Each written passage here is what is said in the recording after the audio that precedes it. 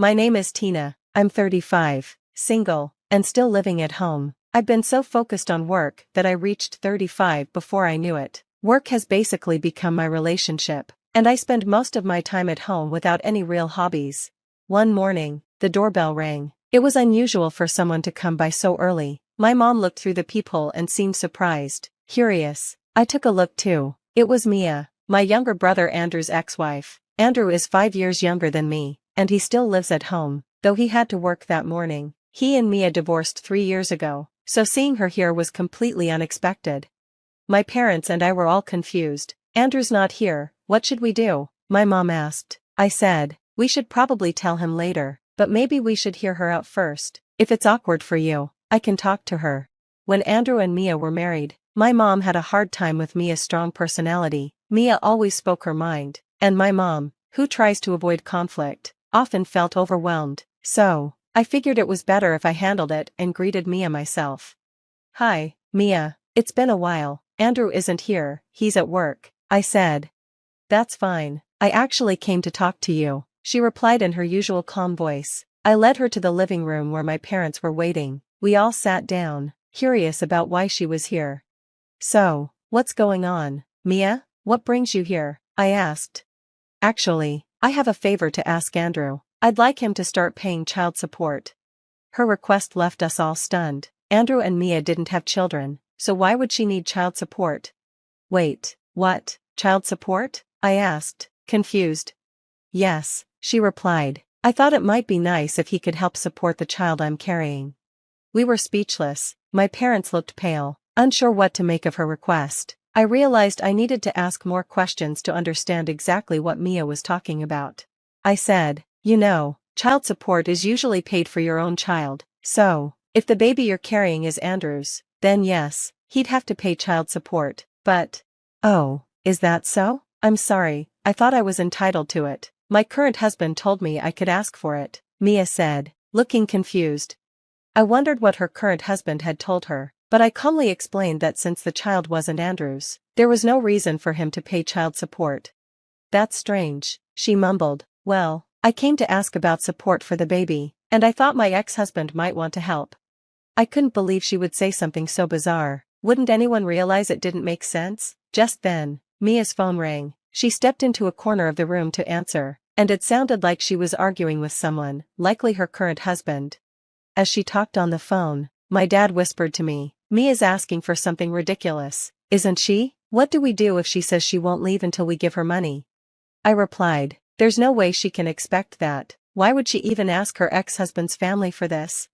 It was clear her current husband had influenced her somehow. A moment later, Mia finished her call and walked back over to us, smiling. I'm so sorry, she said, I made a big mistake. Oh, really? So, everything's fine now? I asked.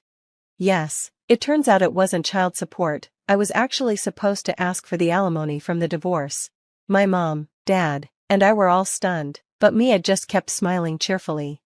Wait, alimony from the divorce? I asked. Yes, my current husband likes to get anything he can. We've only been married for about a year, but before that, we talked about my divorce from Andrew. He asked, did you get alimony from the divorce? So, you're saying the divorce was Andrew's fault? I asked. Well, maybe, I don't really know, she answered casually. I decided to check directly with Andrew, so I went to my room, grabbed my phone, and texted him, did you cheat? Andrew immediately called me, sounding panicked. No, I didn't cheat, what's going on?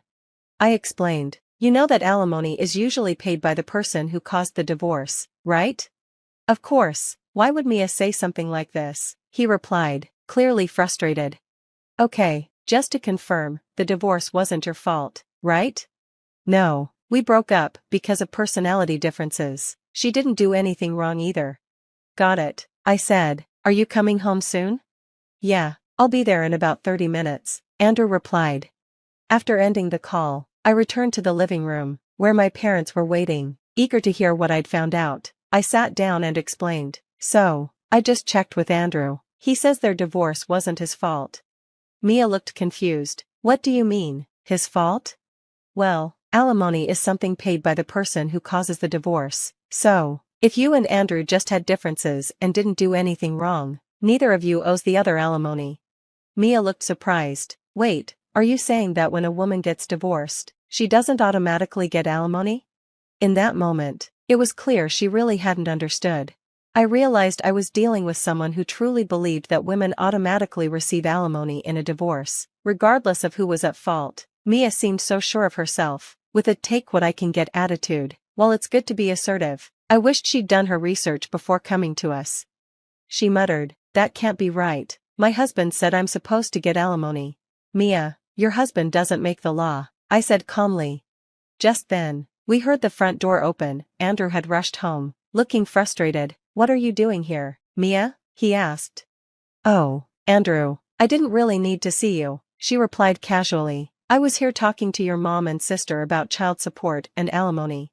Andrew, already annoyed, said, look, do what you want, but I'm not paying you anything. I don't owe you.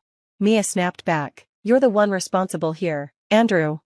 At that point, I stepped in to calm things down. Mia, we'll look into this further, but from what I'm hearing, I don't think you're entitled to any money. Why don't you double-check the rules? For now, please leave.